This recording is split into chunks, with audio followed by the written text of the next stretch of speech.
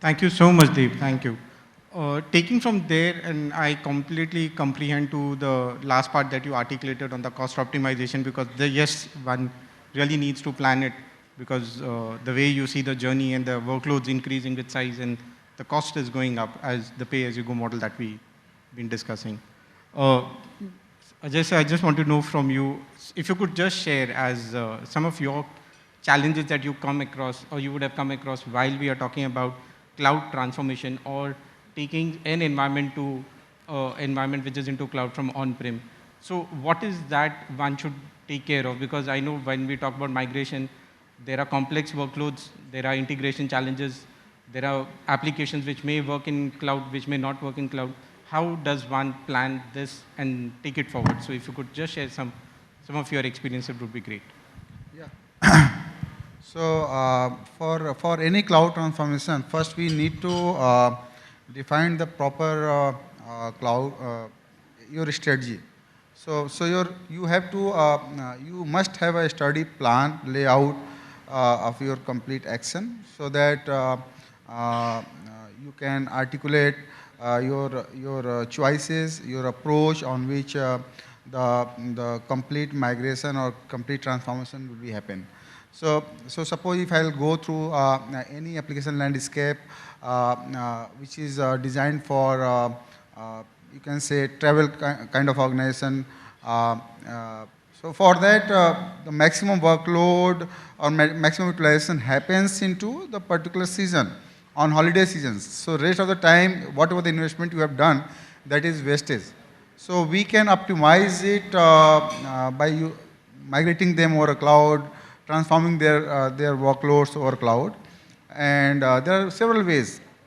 Like if platform, if that platform is just like a commodity, we can just migrate using a lift and shift concept over a cloud. So and if some applications are not cloud ready, if I'm talking about some AI or analytics based application sets where we need to do a certain re-architect work or some re-platforming is required. So you must be involved, your resources who are capable to do the job, and then we have to define the different strategies based on the available options for that kind of migrations. One another option is there for rehiring the providers. Like suppose if you are using some providers and their services are not good, you can and your application are cloud native, you can migrate it to anyone without any issue. And different options are available. We are also having certain practices where we can migrate multi-cloud services to this. Along with this, we have to understand about the cost optimization part. So as they have said, like pay-as-you-go model is there and different models are there where we have to explore. So cost optimization, one part where we can think about under our cloud strategies to control the cost. Otherwise, it doesn't make sense to move here and there. Sure. So ultimately, cost economical services will be there and on and easily accessible. So that's all. And scalability and availability of data is another aspect which should be covered under strategies part. Sure, thanks. Thank you so much. Alok, if you could help us understand on the take for hybrid architecture vis-a-vis distributed architectures for such cloud-led transformation. So what is your view that one should be looking into or taking things into consideration? So that view differs from what kind of an organization you are. So for example, a mid-size organization versus a large-size organization or a small-size organization, their take could be different, which way they want to go, right? Secondly, what problem they want to solve for. That is also, has a contribution to this approach. Now, if you take, for example, large enterprises, right? So most large enterprises, I have seen working with customers both in India as well as outside of India, they take a platform approach, okay? Because why they need to take a platform approach is because a diverse range of technologies, a diverse range of business functions and a diverse range of people need to have access to that resource. So you need a platform approach, right? That platform should be autonomous, but also should be easily integrable, right? So for example, if you're an organization and you want to integrate your business partners so that you can exchange data with them, then you again need a platform approach. So when you have that kind of an approach, typically you look at 3 tiers, right? You look at how the digital core is going to look like, how is the edge going to look like, and how your applications and data is going to use that infrastructure. And then you layer in the KPIs, the governance, the metrics around that. And each one will have its own attributes. Now that's for large organizations. If you're a medium-sized organizations, you may not have the same level of complexity. But if you're talking about organizations in digital age, you want a lot of flexibility, right? Flexibility to serve demand, or flexibility to create new services, to create innovation. So again, what you need is to be able to interact with different technologies. Like for example, if let's say you are a hiring company, right? You provide executive search. You need to be able to talk to different platforms from where you can actually gather information about both sides, right? What is my supply side? Like what is the pool of talent that is available? How do I get access to that? On the demand side, what kind of jobs people are having and how do you match them? So again, it's a small enterprise which is trying to disrupt an existing industry, but it needs to do this in a way, because otherwise they cannot compete with the established names. So again, different people, different answers, but I think flexibility, agility, speed, ability to make decisions quickly, they are all important factors about how you will go and what kind of strategy you will adopt. So in continuation to what you just mentioned, so when we today look at, we do know that people are moving towards hybrid architectures, on-prem cloud, but how do you see the multi-cloud tenant model in the same market? How's the adoption scale? Are the people who have? It is a reality. I mean, I will give you a very Equinix example, because we work with thousands of cloud providers, right? And what we see in our data centers, people are connecting to at least 2 clouds. Okay. Globally, right? We have 200 plus data centers, at least 2 clouds. Many, like I was really surprised, an automotive part maker, just think about that. An automotive part maker connects to 500 unique different organizations. Just imagine, right? So many of them would be cloud. So multi-cloud is a reality for many reasons, and I don't want to go into the reasons of why. Everyone their own. But as an organization, you need to have the ability to have the choice of putting your workloads and your data wherever you want, and to be able to access them whenever you want. And whoever wants to access it, whether it is your own employees or your business partners, they should be able to access it without breaking your business logic, without breaking your application. That is really the key. Thank you so much. Thank you for that. Mr. Ankur, I just have one question for you. What changes you see in the data center consumption when we talk about adoption of digital transformation that we see in the era? So how do you see the data center consumption model that's going around with the adoption that we see? I actually don't see much differences in how data centers would look like in the future. Rather, how they would be accessed, how they would be utilized would be something different. Let's face it, the challenge right now is not to make sure that the data centers remain in practice. They would. The challenge is how we can make sure that new technologies can keep using these data centers to the fullest. Let me give you an example, and it is a tricky one. I hope it's not taken otherwise, but I started working in government around in 2005 when I did a project for Wipro, which was a state data center project. And it was a huge, humongous project. 120 crores was spent into that project by a state government. And subsequently, all 30 state governments in the country went ahead and implemented those data centers. And let me be very honest, if one of those data centers walks up and says, I've been used 80% or 70% or 60% of my capacity since I've been incorporated, I'll be extremely proud of them. The point here is that you already have them. It's time now you start using them in a proper manner. Cloud is such a democratic technology that it makes sure that now those data centers can be put to good use. You can start utilizing them. You can start, actually benefiting out of them. So I think the future for data centers is going to be extremely good. You'll have more data centers opening, but how they get utilized is something which is going to be very, very interesting to see.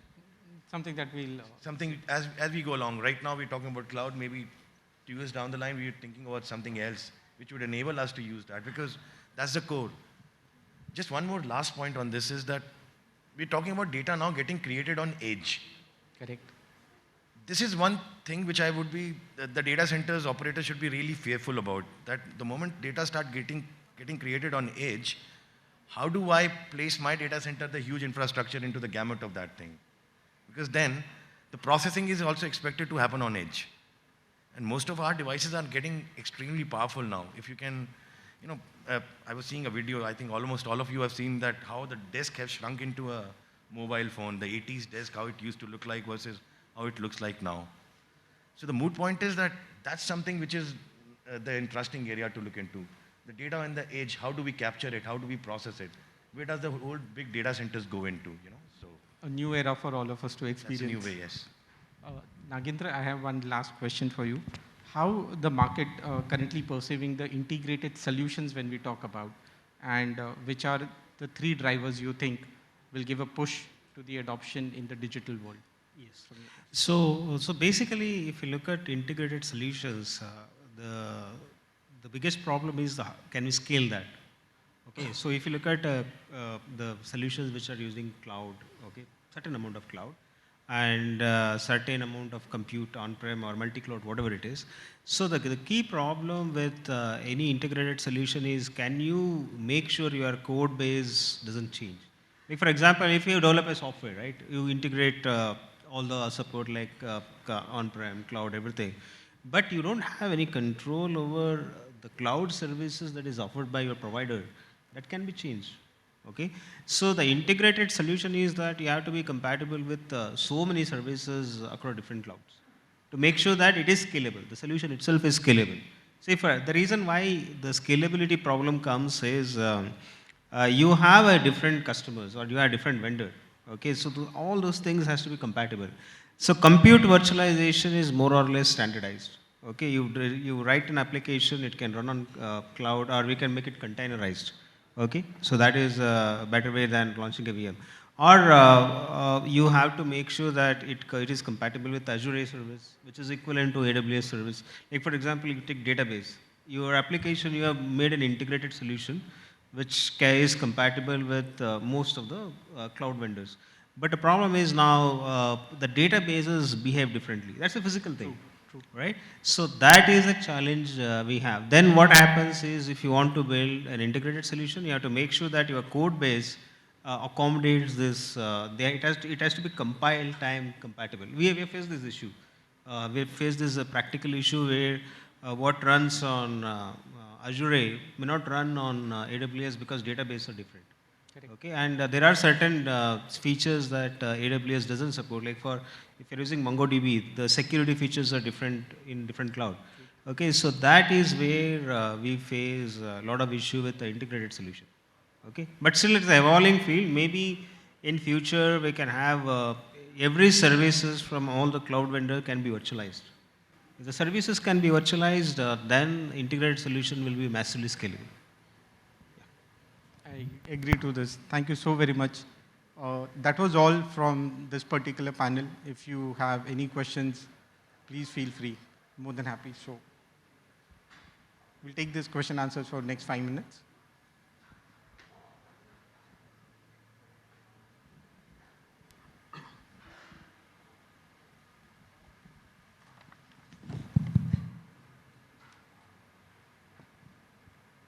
Thanks for this subject to be on this dais.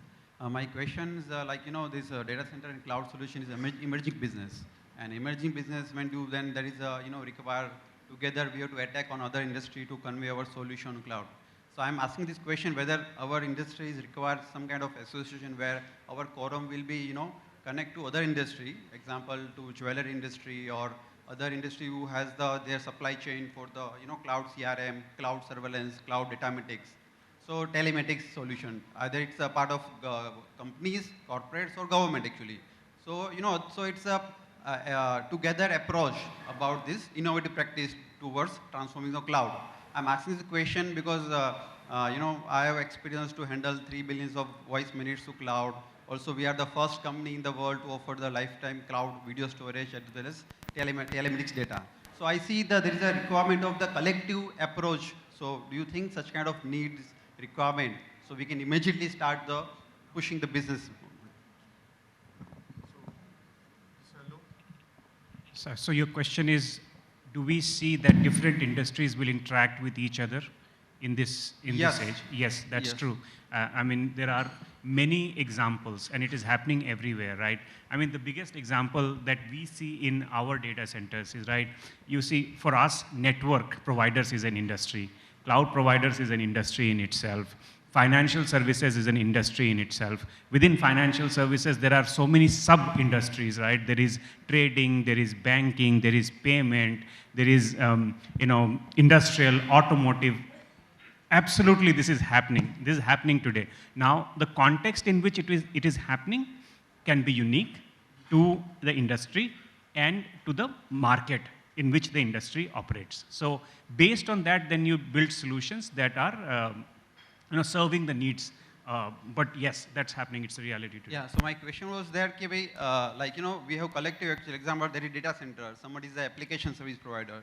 So we approach the other industry chambers where we want to do something pilot based, so then once a successful model will be applicable by other industry, same player actually. So such kind of collective approach is, required. So such kind of forum we can make it and do that. That's why we have organizations like ASSOCHAM that bring diverse industries together in sessions and forums like this. Here you cannot find the other, other than technically industry player actually, they can understand importance. So I'm just asking. Maybe I get where you're coming from. So see, basically the way we are looking at various, if we look at some of the enterprise architecture story, right?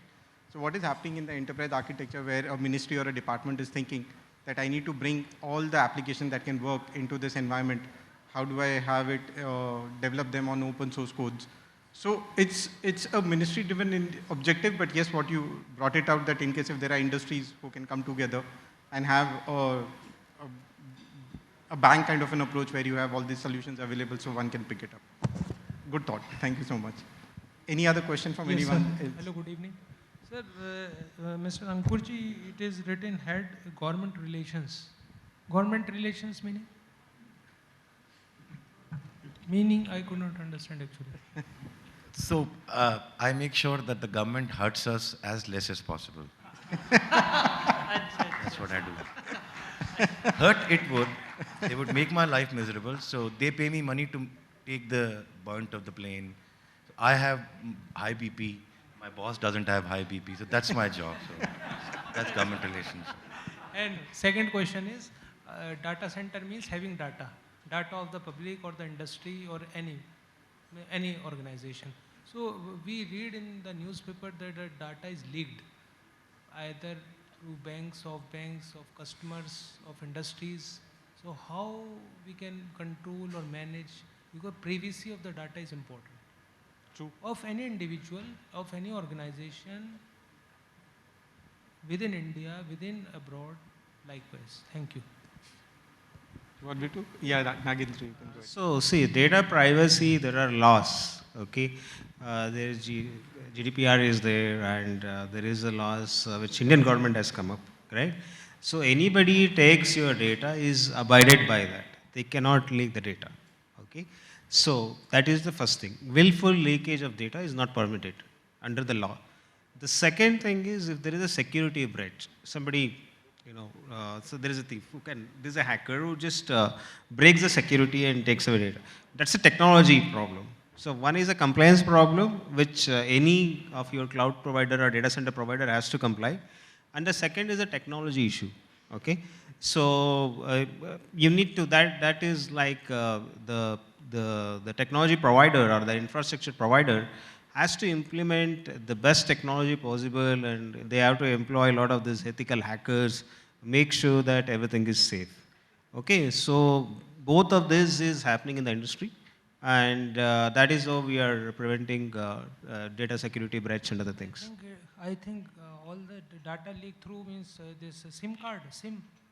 Is it related to SIM also, mobile SIM likewise? Anywhere you have data, Because so many SIMs these are. there are two things they have to follow: technology-based security and a compliance. Okay, most of the players are following that. Anything that happens is because of the malware, the virus, or maybe the security breaches, which is technologically more superior. Otherwise, most of the player has to comply with the standards we have, even in India and abroad. And the technology what we are providing is not easy to break. So the technology we are purchasing or we are designing, the technology is being purchased, procured from abroad, imported technology, or we are making in India? Technology we are talking about. So technology can be developed, technology can be procured. So Both it ways. depends. If innovation has been done or innovation has been done by certain organization on that particular concept and it's their patent, that can be procured. Otherwise, you can develop it because it is easily available. If encryption is there, encryption is concept, but on encryption, how can you encrypt the data on the on the motion, on the rest? It's your proprietary tool. You can develop it. But yes, right now at this moment, most of the products which are installed into the data centers or any hyperscalers are capable to do this. Whether we are talking about the storage platform, we are talking about object storage, security products, anything. So data can be encrypted on the motion as well as on rest. If we are dependent on abroad, so they can put a clause. But if we are manufacturing or inventing in India, then it is a sole proprietorship. Sorry, unable to hear you. If in case we procure the technology from abroad, so the foreigners can put a clause into it, where there is some zigzag. But if we are developing in India, the government would be having a full control. Thank you. So Make in India aspect is there. Okay, under Make in India, many of organizations are there. See, technology is not a small thing. It is a very big area where many organizations are working. Someone is working into data center, someone is working into services, someone is working onto software part. So by that way, if someone is working on into the encryption technology, and doesn't matter whether they are outside or India, we are just using their product, but yes, your data is lying as per the compliance guideline into India only. In 2019, the bill was, I think, proposed for the data localization. So your data will be India only. And most of the data center provider or hyperscaler are now following it. How can we say it is emerging technology? Since 22 years before, SIFI Technologies put that data center in Vashi railway station, correct? As we hear in the previous session. So how it can be emerging? It is already emerged, and how long will it take to emerge? I think we are time for this session, I'm so sorry, I'll have to come we can in take here it up because later the on. session, we've exceeded the time limit. Please go ahead. Thank you so very much for this session. Thank you, everyone. It was a real right session to have you. Thank you. Thank you. Ladies and gentlemen, with that we conclude the session on reinventing the business-defining strategies for successful cloud-led transformation for large enterprise and MSMEs. And we now move on, ladies and gentlemen, to our next session, which is also once again a panel discussion on cloud and data sovereignty. And this session once again have a distinguished set of speakers to share with us their perspective, starting with Ms. Annabelle Lee, Head of Digital Policy, APJ Amazon Web Services. We have Mr. Samir Anja, co-founder Arca. He will be joining us virtually. Mr. Kinshuk Day, Cybersecurity Practice, Tata Consultancy Services. Ms. Joydeep Kaur, Head of Partnerships at Yotra Infrastructure, and Dr. Yask, CISO with Indian Oil Corporation Limited.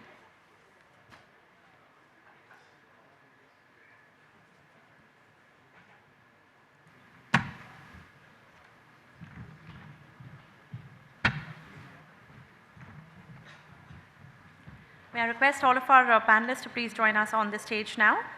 Ms. Annabel Lee, may I request you. Mr. Sameer Anja will be joining us virtually, like I said. Mr. Kinshuk Day, Ms. Joydeep, Ms. Jollydeep Kaur, my apologies, and Dr. Yask. And I'd also like to invite on stage Mr. Nikhil Narendran, who will be moderating the session on cloud and data sovereignty. I'll request our panelists to, and the session moderator to kindly keep the time, since we are once again running behind schedule. Thank you. Thank you, everyone. Thanks a lot, ASSOCHAM, for putting this panel together. So we're going to talk about digital sovereignty or data sovereignty and cloud. I'm going to give my 2 cents about the topic, just a matter of 2 minutes, and hand it over to my panelists for their opening remarks. So this concept of digital sovereignty or data sovereignty is an evolving concept. There's no real certainty to it. If you had just asked me what the concept of digital sovereignty was before the Ukraine war, I would have said that it would have just meant the ability of a state to control its information assets. But now it's grown much beyond. It is about control of infrastructure. It's about control and ability of a state to use its infrastructure for the purposes that it needs to.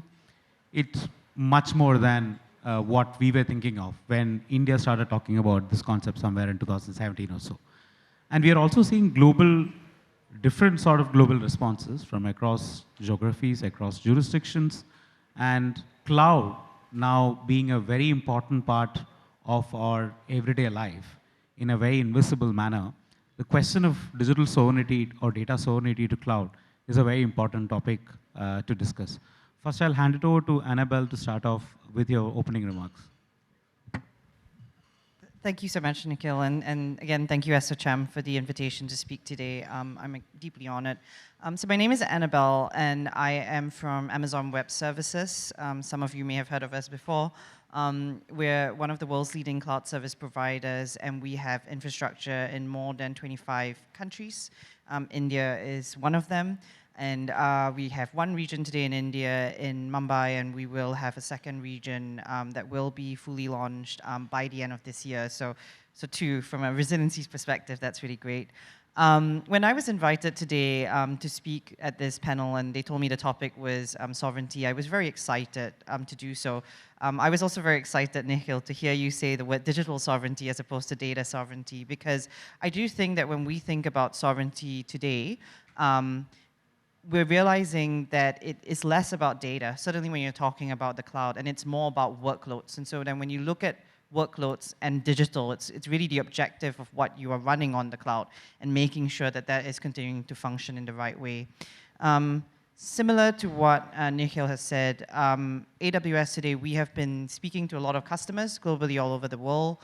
Some are government customers, some are also critical industry customers. And oftentimes the conversation when they raise the concept of sovereignty, we notice that they all have very different definitions of what that entails. Some customers focus on data, others focus on wanting to ensure that the uptime and availability of their workloads are hitting a certain level. And of course, other customers, again, are very interested to understand more about the resiliency of our infrastructure and services, particularly in sudden events like could be earthquakes, could be for whatever reason losing internet connectivity to the rest of the world. So in a lot of these different scenarios with different sets of concerns that are being raised, we will walk through it with our customers. But really what we mean, or what we've figured out, is that there isn't really a simple or single definition to sovereignty for all these different customers. A second important point that we've also concluded, despite all these differences, is that customers really care at the end of the day about 2 things. The first thing is control. And so regardless of how they define sovereignty, it is about wanting to ensure that they continue to have control over their workloads and over the services that they're using, and over their data as well. And the second thing that we've heard from customers consistently is about transparency. So it's one thing to understand that you have control and to see that contractually written down, but it's another thing to be able to check that for yourself. And so what we have done at AWS over the last 18 months has been to build up better tools and services to actually address this, to provide our customers with more control, as well as more transparency. I'm happy to go into a little bit of details on that later on, but just really, really simply, we've launched a couple of services like AWS Nitro Enclaves, which gives our customers greater control and security over very sensitive data sets. And so that way they can actually ensure that there's an additional physical separation internally within the service that they're using to be able to protect their data better. We've also launched Control Tower with enhanced data protection focus, and that enables their customers to be able to see exactly who is accessing their data, how is their where is their data flowing, and is their data staying in the country that they've determined or not. And that's on top of all the contractual controls they already have with us. So, obviously we don't have visibility of our customers' data, and we've committed to our customers that we will never move their data without their consent and without them agreeing to it first. So these are the two things. But, again, happy to dive into a lot of level of detail on many other things that we've done. Just a really final point to note. One of the most surprising things, and certainly as Nikhil mentioned, before the Ukraine war, a lot of us thought of sovereignty as still being tied to a geography, a physical area. And what Ukraine war taught us, and actually something that we were able to help the Ukrainian government with, was that sovereignty really, really is about continuing to have to control and access over your data and over workloads. And so we have this publicly available, you can find it on our website, but basically what we actually did was to work with the Ukrainian government. When the Russian military came in, they suddenly realized that a lot of their workloads were not on the cloud, they were actually on-premise, and that if the Russian military took over those data centers, or worse yet, destroyed them, a lot of Ukrainian citizens' data would be lost, including health data, national identity data, education data. A lot of very important certificates and information about their citizens would be lost. And so what we had to do was work with the Ukrainian government to move in what we call snowballs. They're from the Snow family of services. They're basically massive big racks of data. It's like, massive hard drive virtually, but it's a rack of data, like a data center rack, pulling that out, and basically physically going into these data centers in Ukraine, extracting that data, and then bringing that back out across the border again. And basically then moving that to the cloud. So now that they know they have this resiliency, continued control, and access over that data. And so that's a form of sovereignty that I think really, when you're thinking about it in a different situation, in a peacetime situation, you would never have thought about that scenario. But that's why sovereignty it's so important to define it by what your customers actually want from that situation, rather than some, weird definition, single definition to rule them all. Yep. So thank you so much. That's the end of my comments. Thanks, Nikhil. So first, I'll just talk about diversity. This panel is 100% diverse before we talk about sovereignty. So that is very important. I was happy to note that. Good afternoon. I'm Kinshuk from Tata Consultancy Services. Globally, we are about 90,000 people now, and more than almost 50% of our employees are women.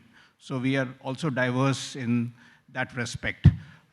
We are a large, services player, and and at a personal level, I handle incident response or cybersecurity for them. We've got over 1,000 plus customers, and specifically in cybersecurity, handle security operations center. So when somebody's house is on fire, I at a strategic, tactical, and operational level help them, contain and get rid of the threat actor. So that is at a global level. Now coming to sovereignty. Simple definition, it is digital or data.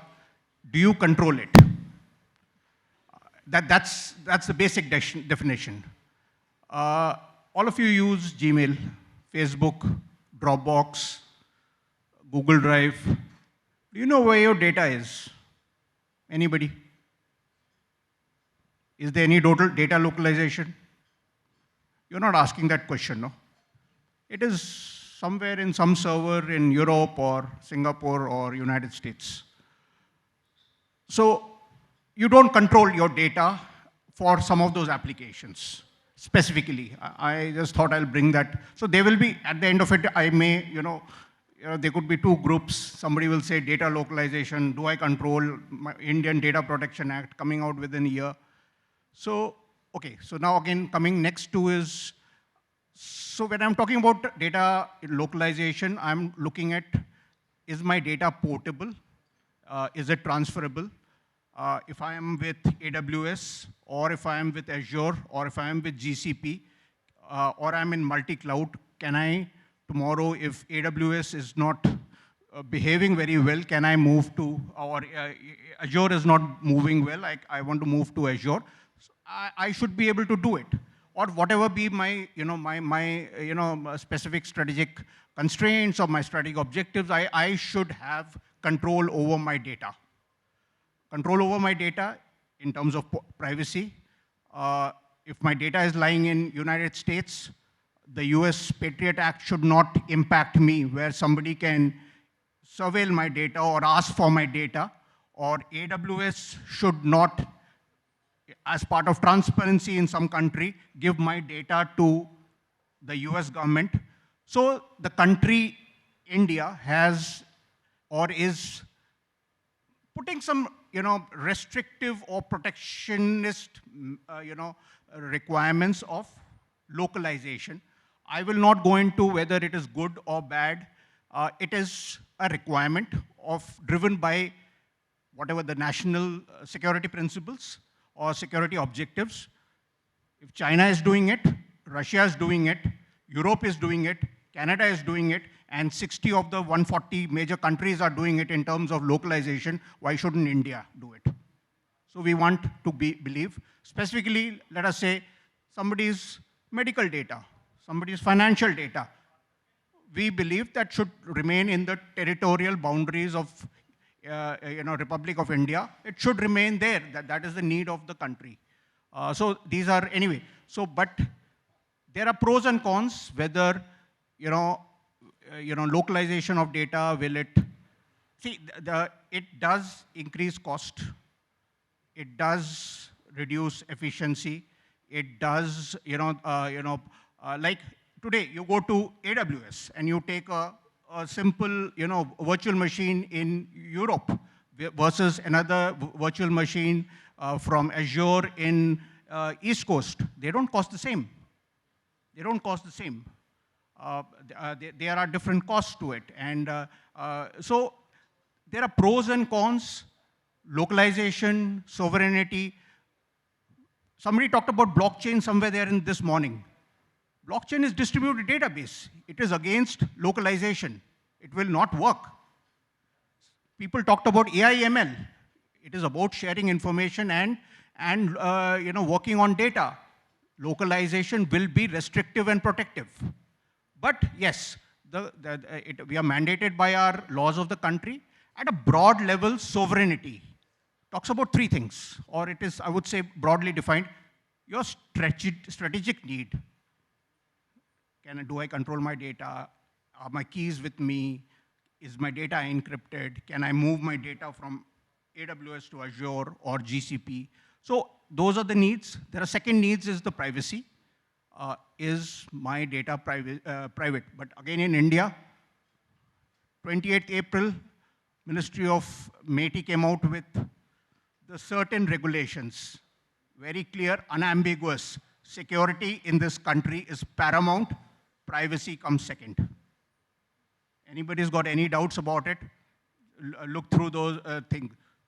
Privacy, security in this country is absolutely number one need.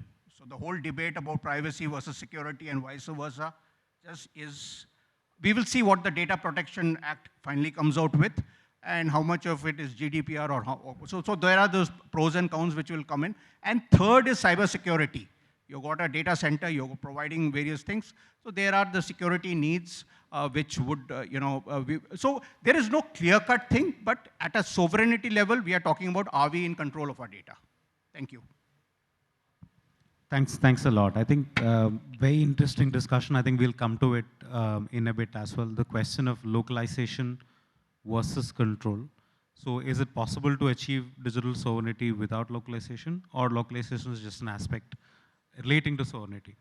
One additional point before you come in, Ms. Joldeep, is something very interesting about Indian scenario is that, look, if there is one thing that both the government and the opposition parties meet eye to eye, that is about the fact that we need a data localization.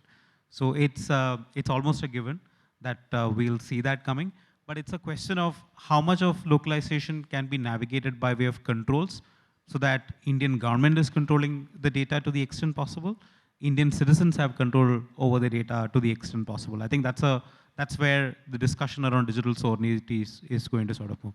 Ms. Georgie, please come in. Good evening to everyone, and thank you for making me a part of this panel. I'm Joldeep. I head the partnerships for YOTA infrastructure. I can't match up the credentials in terms of number of years in service or number of employees that Kinshuk just spoke about.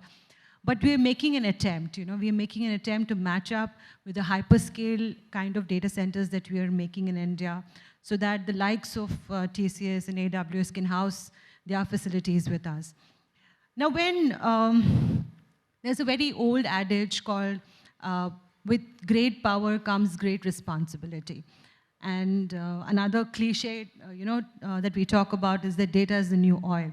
So when you have data with you, it brings in a lot of responsibility because you are now the custodian of the data that belongs to each one of us.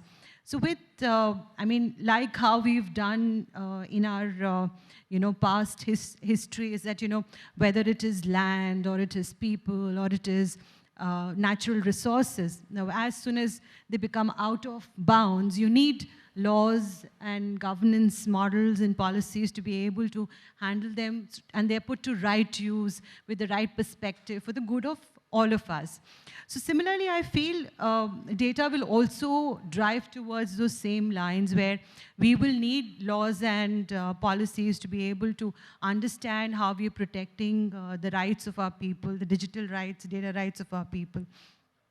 And like a very interesting point that Annabelle brought forth to us about the very critical situation that happened in Ukraine. And it led to a different thought process as to what happens when your data resides outside your country. So just like we have the international treaty laws for governing the lands, I think the same kind of policies will be driven towards what happens when data is outside the boundaries. How do you respect, the ownership of data outside these boundaries? So with, and to look at it, why it has become such an explosion. From the inception of when data was being created to about 2013, a total of data that is there was about 5 exabytes. But today, every day, with the all-powerful smartphones that we have in our hands, 5 exabytes is being generated every day. So there is a need to be able to understand what do we do with so much humongous amount of data that is generated every day. How do we handle where it is stored, who is having the access to it? At YOTA, we are a data center company, and just by the word, data is central to us. So we have a lot of responsibility from that perspective as a business, is what do we do? What are our policies which are governing? How do we make our customers who come into our data centers more, who can trust us that, okay, this is a facility where I can host my servers or my infrastructure or storage that houses this data and is secure. So from that perspective, whether the decision is where do we build our data centers, what scale do we build the data centers, how is it that we're making these large global enterprises? Now, the point about data localization, if everybody wants to have the data localized inside the country, do we have the space to expand or give them a flexibility that they're able to house these large scale amount of data inside the facility, whether we have that scale available, whether connectivity is of the right choice, the technology partners that we're using, are they the correct ones that will help us facilitate do we have the right certifications? Are we following the right policies to be able to govern this data, which is housed with us? So with all these aspects around the data center, I mean, the entire business is, what we did was last year, we skillfully segregated all our businesses into these modernization units. So whether it is co-location or network, or it is application, or security, or managed services, all of these have become a modernization unit for us, and there's a huge focus on each aspect. I mean, the data, when it comes inside a data center, until and unless it's not accessed by the world outside, it has no meaning. So once it goes outside your facility, so whether the entry point of data inside the data center or how it exits your facility, how is the governing done around those lines? You know, what are the rules of engagement between exchanging the data, allowing the data to come inside your facility or to leave your facility? What are we doing around that? So that these business units are focusing on each aspect of the journey of data, how it takes its path on the digital transformation piece, and what are the required tools that are required to be able to protect the data so that we maintain data sovereignty for our customers. So this is what we're doing here at Toyota. Thank you. Thank you. Samir?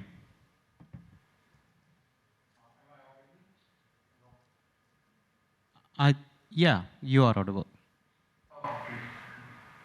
Thanks, ASSOCHAM, and thanks, Nikhil, for being here. Privileged to be part of such an esteemed panel, and it's great to be here. I'm part of ARCA, I'm one of the founders. ARCA is a relatively young company, we're about 10 years old now, and we do primarily work in the security and privacy sector. We have built a platform which is used by small, medium businesses, which they use to manage compliance to various requirements and data globally across the world. And that's kind of the nutshell. For us, digital sovereignty. So when we looked at digital sovereignty, this is when we were building the software for ourselves, plus we were helping a lot of other top companies build their architecture. We looked at digital sovereignty and realized that there are three key aspects that it is. Aspect one is process sovereignty, aspect two is the operational part of it, and aspect three is the data. And all these three combined together to get to digital sovereignty. Why do they need combination? Because while I'm trying to control the data, I need to make sure that the process is also able to maintain the sense of anatomy in areas from where I'm supposed to operate. And operational, which is all your things like backup, disaster recovery, and all that, they also remain within place and you don't kind of miss out on those things as you do it. Like you were pointing out when it came to the Ukraine-Russia war, that informational assets and the workflows, they came into picture. For us, we realized that these are already part of it, because when you look at just data, you look at processing of data, but we miss out on the aspects of how I'm going to access the data. Do I need consent to access the data from others, from other part of the country? And when I access the data, what is the local regulation that is going to apply for? And this is where the cloud is trying to solve the problem of digital sovereignty. So that processes, the operations, and the data sovereignty, all three work seamlessly. And that is what creates the digital sovereignty for us. Another aspect of digital sovereignty that we have seen so far and in the building architecture is that we tend to break the product into multiple aspects. And we create some API or SDK or some portion of the code that determines Brazil hosted in that. Then you go acquire ML library which is sitting somewhere in UK. Then you go acquire a customer who is sitting somewhere in India or in US or maybe somewhere in Europe. Now when you apply digital sovereignty to this, how do you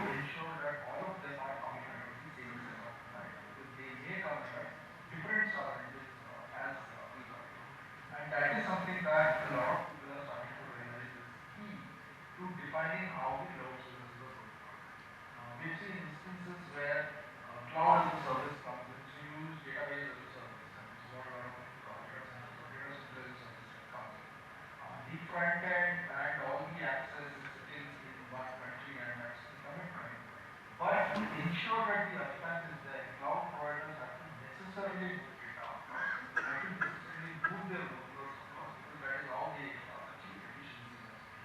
Now, in such a scenario, the digital sovereignty goes for a toss unless it's a thought out scenario by the client or the customer who is going to spell out saying where and how this needs to be. And many times it's also difficult because the architecture itself does not support the way it has been.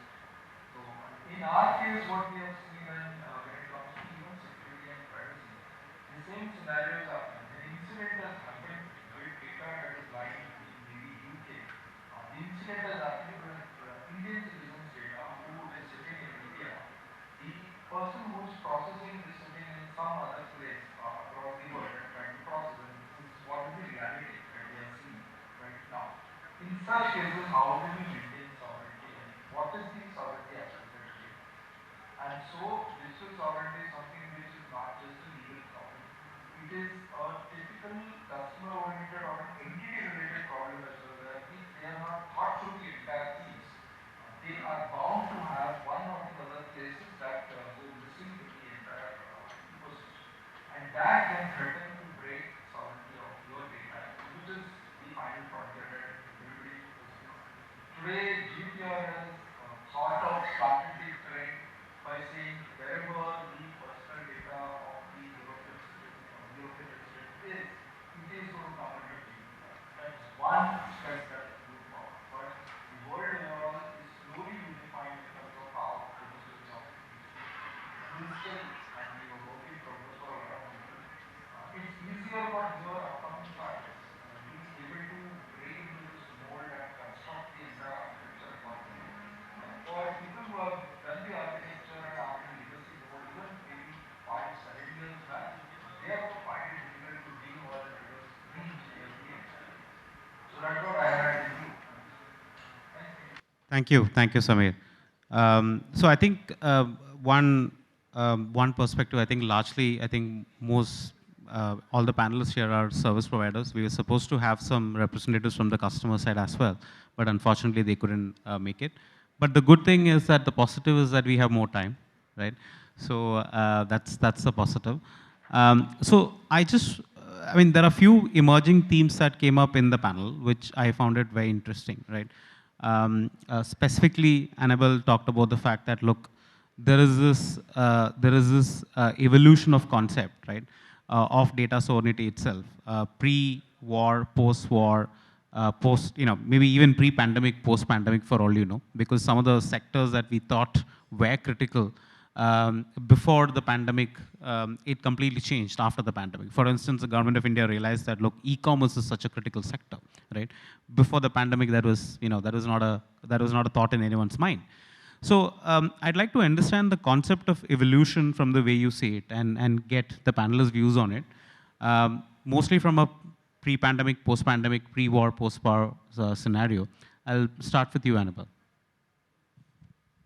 Sure, thank you. And yeah, no, I mean, you're right. I think there have been a number of world events of late that has really shifted the way in which, companies and individuals and governments use technology, and specifically cloud technologies, and B, the ways in which data has been used as well. And I think in my view, one of the biggest changes we've seen is if we started in a world 3 years ago, pre-pandemic, and you talked about sovereignty, everybody would talk about it from the perspective of data sovereignty and data localization.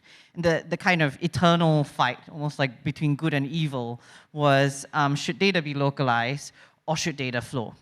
And what were the kind of pros and cons of each of those situations? If you were to ask me, I would always say, look at the actual scenario you're dealing with and what you're trying to solve for. There are scenarios in which perhaps having data stay physically in a particular location is very important. And equally, there are scenarios where your data has to flow because you're trading and that's what has to happen. Or it could be both, right? They're not, you could actually have a copy in country and then a copy flows out. So there are many scenarios in which, but I think 3 years ago, that's where we were. That was the main part of the conversation. I'm not going to pretend that we solved it. But I do think that what we have learned in those years, and as you've rightly pointed out, quite a number of governments have put out laws and regulations that have specifically required the localization of data, you know, not broad data sets, but what we've seen is usually specific and narrow data sets. Like, of course, in India, financial payment processing information has to stay. What does that mean in practice? And then working with our customers to actually try and make it happen. We've also learned that you can still often continue using the cloud even in those scenarios, but we also understand the trade-offs a little bit better. Now, that conversation moved on very quickly from data location and whether localization versus flows into, I think, a world where governments, and I think rightly so, because even when we're talking there, we're saying, what is the objective? What are you actually trying to do with the data? To, as I said, we're thinking about it from the perspective of workloads and how do we ensure that regardless of all the scenarios you're thinking about, your workload, that functionality that you're experiencing can continue to happen. Again, you know, it's an area that, you know, I feel for cloud service providers, talking to your customers, you have been doing forever. I think for security professionals, you've been playing these scenarios forever. But it's now been elevated to a policy conversation. And so I think part of the role of industry, and certainly for people, you know, civil society groups as well, it's ensuring that the government is having robust conversations to actually identify, almost push them, don't talk about this theoretically, talk about this from the actual use cases. Because if we keep on saying the theoretical world, then we will still have that conversation of to flow or not to flow, which to me is circumstances, you know? But there are some very important surrounding conversations on resiliency and responsibility. So I really like what you brought up about what are the responsibilities of everyone in the ecosystem. And I think that digital ecosystem is not just one company, right? If you decide to use Netflix, you are not only engaging with Netflix as a customer, you are engaging with Netflix, and then Netflix is engaging with other service providers like AWS. We host Netflix, you know, and AWS is engaging with a colocation data center provider. And that colocation data center provider might have to be engaging with an ISP as well to make sure that the right cables are going in. So there's a full ecosystem sitting behind this. How do we ensure that the right conversations are happening? Right, in data protection law, privacy law, we always focus on processor controller. I think there's a broader conversation for that entire chain. And the government should be looking, governments everywhere should be encouraged to look at the entire chain and make sure that the right conversations are happening at every level. And that's the kind of assurance, if they want to do it right, that they can provide to their citizens then. Got it. Mr. Kinshuk, do you want to come in on this? So I completely agree with what Anne has said. See, you have to see what has India been successful all these years. Let's look at it at a macro level in terms of money itself. Outsourcing. If data cross-nation or cross-national data was not flowing into India, would we have been successful? A very straightforward question. Now, if we put a technical, you know, so some nations are saying restrictive laws, some call it technical controls, which are protective ways in which data does not flow through the boundaries. But at the end of it, I am TCS, and for me, it's $26 billion of revenue to my nation. And through outsourcing, how much are we earning? Over $200 billion? Or even more, I don't know the last figure I'm talking about, I think 2019.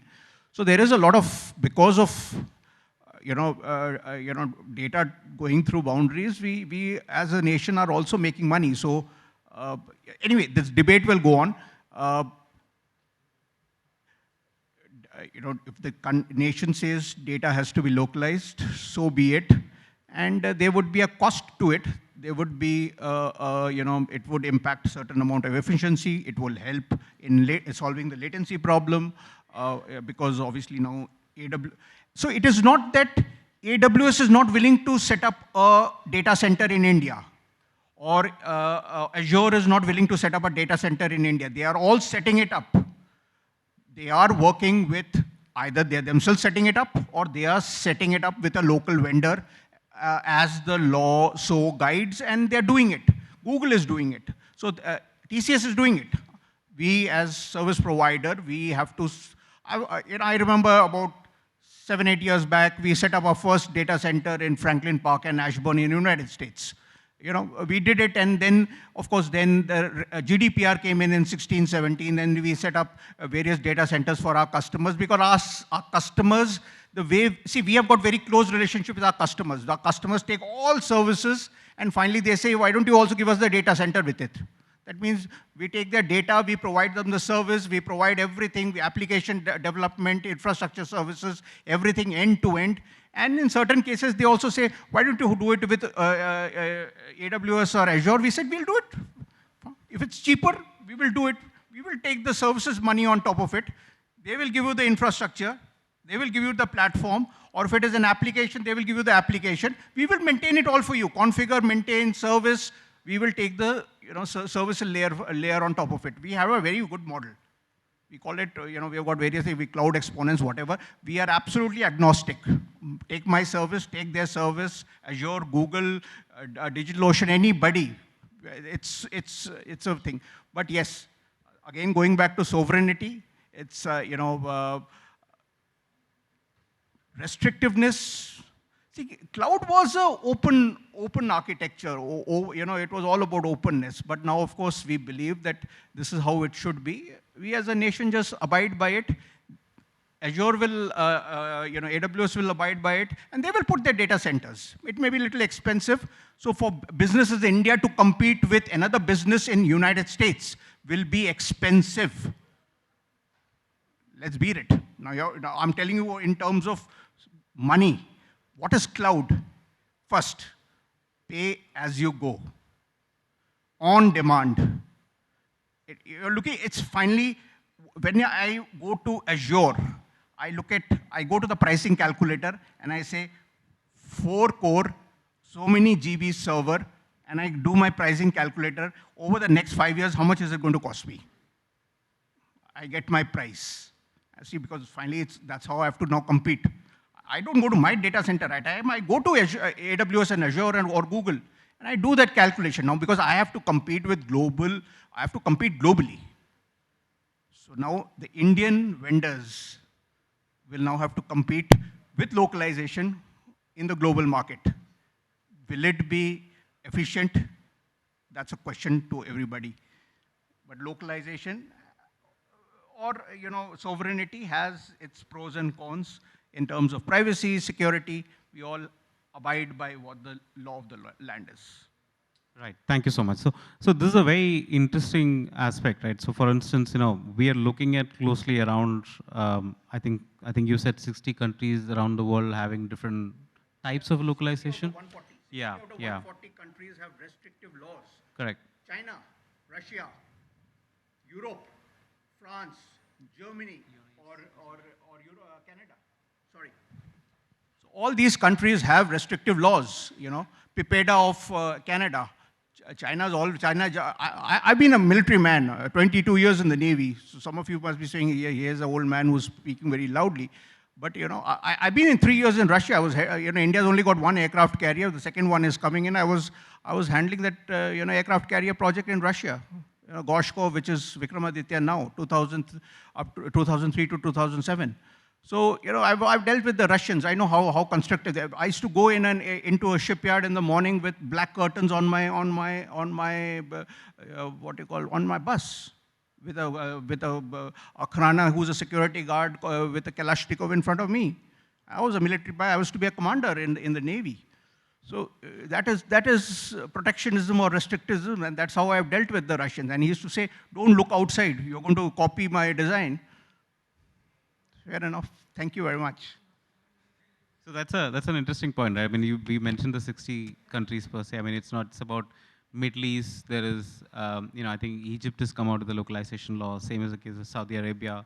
Then you have UAE, Indonesia coming out with something along the lines, which is like a service provider agreement that they're mandating. So Indonesia doesn't have broad localization. I do believe that for public sector data, they don't allow that data to flow out the country. To outside the country, yeah. So in some way or the other, there are these lot of countries coming out with different localization laws. And what's interesting here is how do you then, cloud is supposed to be the global service, right? I mean, for instance, data can flow anywhere, it can reside anywhere. You sometimes don't even have visibility on data where it is on a public cloud because it could be anywhere else in the world. So, I mean, how do you deal with the requests from the customers, right? I mean, isn't that a big challenge that's emerging? So again, I think we have to be very clear about what we mean when we talk about cloud.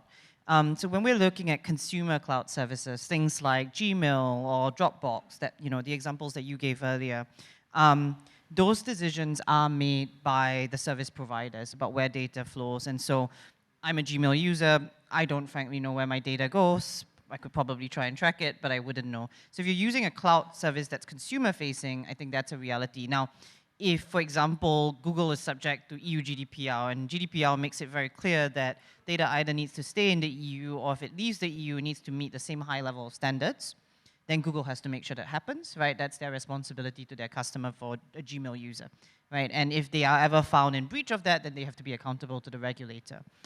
So that is for consumer services. When we talk about enterprise cloud services, so, like for us, we're infrastructure, platform service providers, the services that we offer are fully customizable, but our customers are not usually individuals. I mean, you could, if you're just for fun, I've tried to do it, build your own email server on AWS as an individual, it's possible, and then you will know exactly where your data is, so maybe that's something to consider for hyper-privacy concerned people. But for any other typically enterprise customer of ours who's using our services, they are then fully able to determine where that data goes. So let's just say it's an Indian company. Tomorrow the data protection law passes and they've identified that there are certain restrictions on data flow for sensitive data, let's just say. As a result of that, they have made the decision then to use AWS. They select Mumbai. So they select that as the region, and then they spin up their instances in that region. They spin up S3 in that region, EC2 in that region, and all the things are happening there. That data, AWS has no visibility of that data. We cannot see it. We don't touch it. Customers do what they want with it. B, that data will not move. So if they've decided to select BOM, it's their decision. It won't suddenly appear in US East, no. It will always be in BOM. If tomorrow the customer wants to put it in US East as well, they pay extra money. So the customer will know if they put it in a different region. And so that's the way our model works. But I do think that for consumer services that we talked about, for consumer cloud services, that's something that, has to be, globalized in its very nature. I think that's how they offer it at scale. So they will have to figure out how they want to comply with the laws of the land when it does pass. So basically the point is that give customer more control and them figuring out how to deal with data sovereignty requirements. Yeah, and I mean, so that's where, they are clearly data controllers, and that is the responsibility of those data controllers. And where we are data processors, it's our responsibility to, if we made you a promise that your data stays in the country, it stays in the country. That's our job. And so if tomorrow the data magically disappears, but as I said, we have all these tools you can now know.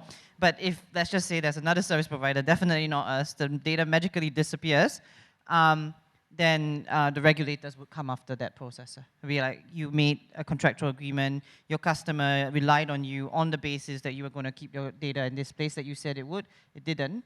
So what's going on there? You have maybe not met your protection obligation or something like that. Understood, understood. So just want to get the views of other panelists on this specifically, Joldeep or Samir.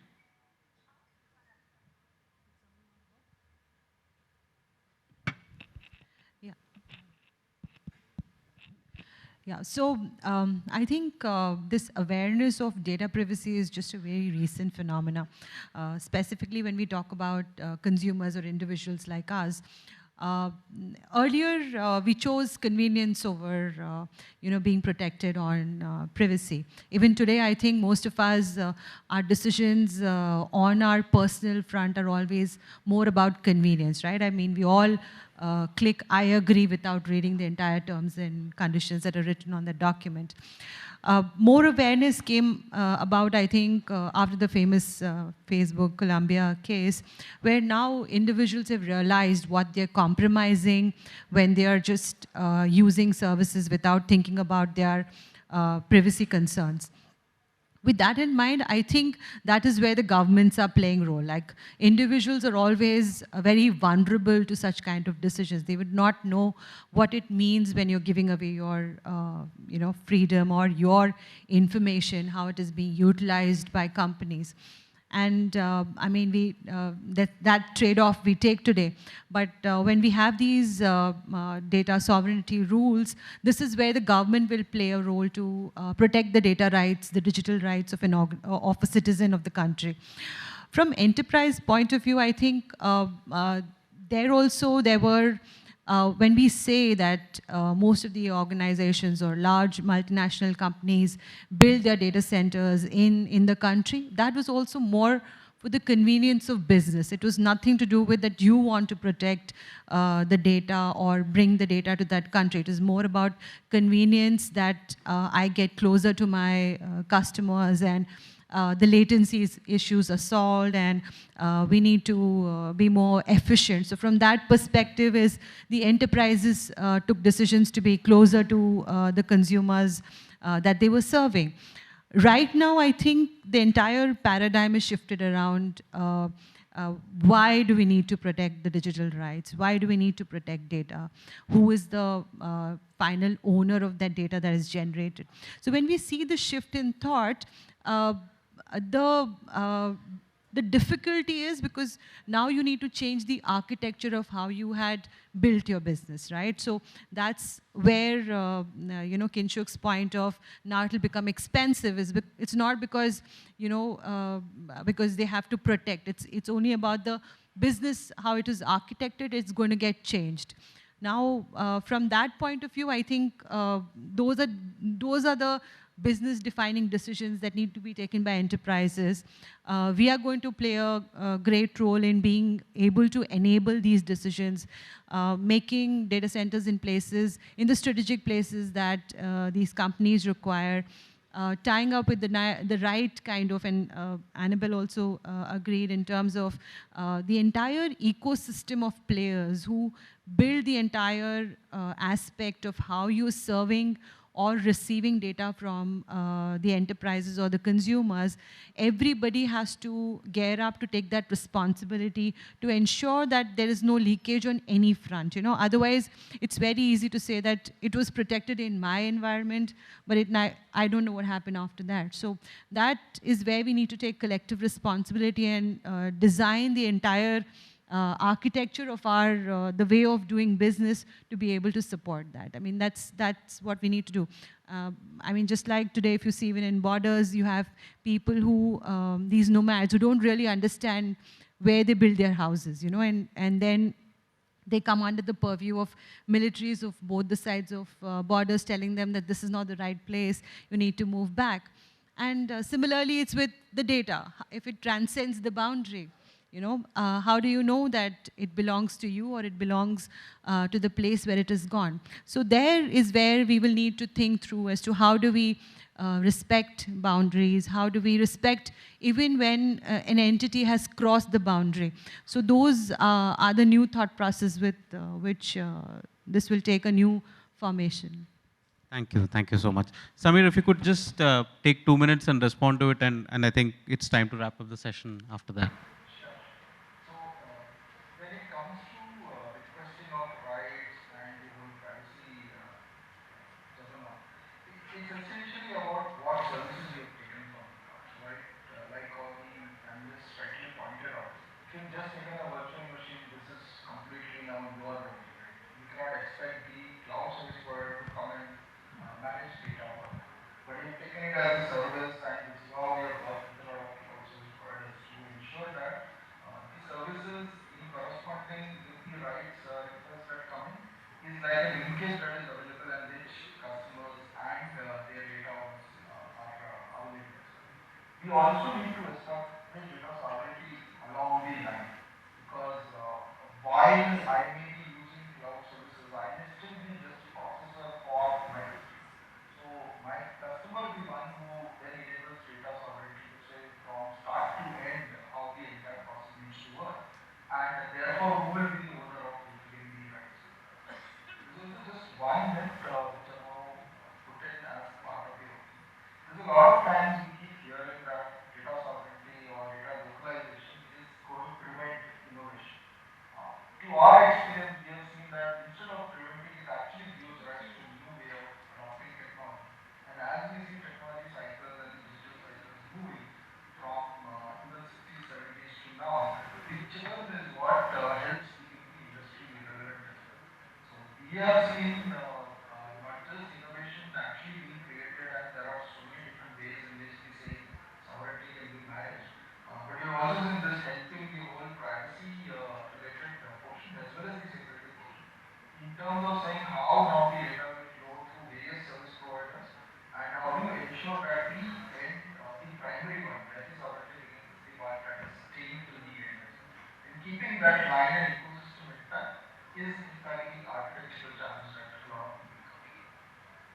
Interesting perspective. I think, I'm also fairly confident that, look, ultimately, despite, it may seem like some sort of a, initial stifle on innovation for some time, but I'm sure, the human spirit is such that we'll find new ways and create new products to serve the needs of localization itself, so that even the smaller players from outside the world could actually serve markets like India with the data localization law. For all the likes of the ones we have in the room itself will be coming out with products to serve the needs. Thank you very much. I really enjoyed this. Thank you very much. Thank you so much, ASSOCHAM.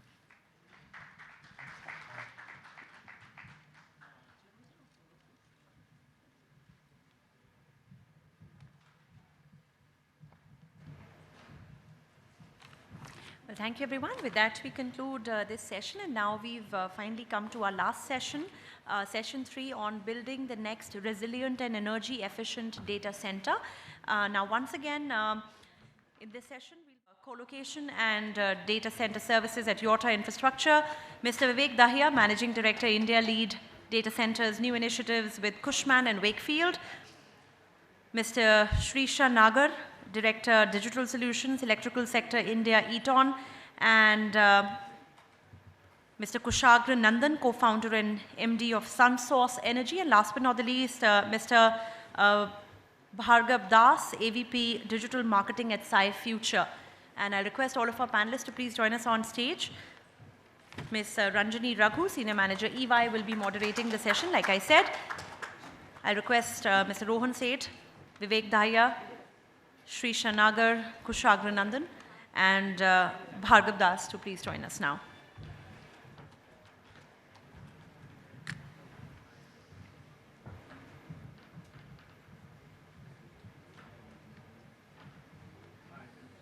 Well, thank you, and without wasting any time, I'll hand it over to the session moderator, Ms. Ranjani Raghu, to take it forward from here. Thank you.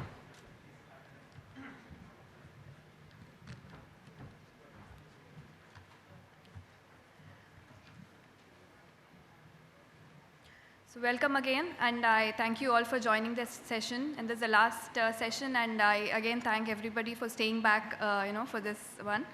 So this session is about, building the next resilient and the energy efficient data center. I am Ranjani Raghu, Senior Manager, EY, Technology Consulting, where for the data center, infrastructure, and the cloud practice. So I would like to take just few minutes to quickly set the context for this session. So times are quite exciting for the data center market, where we spoke in the previous sessions on how India is going to be a big global hub in the data center market.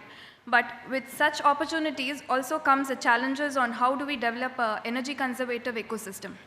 So as we all know, all of us in some capacity in this are involved in the dramatic acceleration of this data center expansion. With high power consumption and the corresponding carbon footprint in the sector, there is a driving need to strengthen the sector-wide standards for sustained operations. So there has also been a significant traction in the India's green energy space, with the government introducing a lot of incentives, discussions in the budget, and also we see that in some of the state data center policies, there are green tariff reimbursements that are being provided for data centers which use the renewable energies.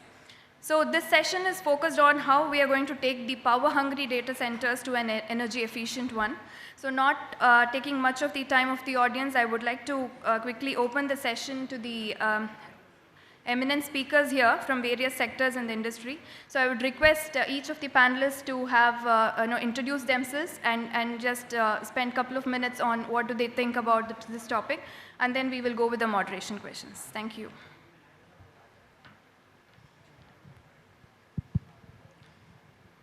Hi, good evening everybody. I am Rohan Seth here. I had the infrastructure and co-location at Yota. So speaking about cost and carbon footprint, earlier in the early days, or so just back you can say a decade ago, the the carbon footprint or the energy efficiency of a data center, it was more of a on a choice, or the rich man's game, you can say, that because of the technology that was available, or at the scale at which, data centers were there in India or, around the world, we can say, building a cost or energy efficient data center was a very costly affair. The kind of instruments, the MEP equipments and everything that were available, the scale at which, the production was done, and the size of your data center was so, restrictive or small that having a carbon neutral or a energy efficient data center, the designing and everything had to be much, at a greater depth to achieve this objective. But now, at the scale at which, from morning we have been hearing, the scale at which the data center industry is growing and the capacities which are coming up and the requirement, while at one end the demand is there, if, as you rightly said, if the supply and especially the power supply is not, there is not an alternate source that is made available, it is in the long run, it is not sustainable. So green power is as much a requirement even in all the major hyperscalers or all the multinational companies. If you don't give them carbon neutral or non-carbon power, green power, they don't take services from you. It is a part of their contract that a certain percentage of the power consumed by them inside your say data center, the facility that they use from you, it has to be a certain percentage, and it is gradually increasing. In next 5 years from now, minimum 50-60% of the power that they use from any co-location provider like us, we have to assure them that it is going to be a green power. And with now the scale at which the equipments, the generators or transformers, UPSs, the scale and the technology that has come in these sectors and the design improvements that have happened, now there is a possibility, and it's quite eminent, that all the data centers that are now designed and now that are coming up, designing a highly efficient and carbon neutral data center is quite possible. And most of the data centers that you see today that are coming up, as in the case as we spoke, whether it is Yotta or any other companies that is coming up, this is the future, and this is how the way it is going forward. Thank you, Rohan. Vivek, sir, if you can just. Sure. Thanks, Ranjini. To introduce, I'm Vivek Dhaya. I look after the data center business in Cushman Wakefield in India.